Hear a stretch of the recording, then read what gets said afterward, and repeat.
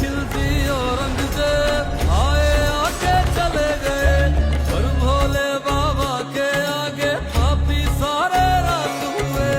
अंत नहीं है जिसका, जिसकी कोई नहीं है शुरुआत, सृष्टि के कण कण में बसता वो है शंभु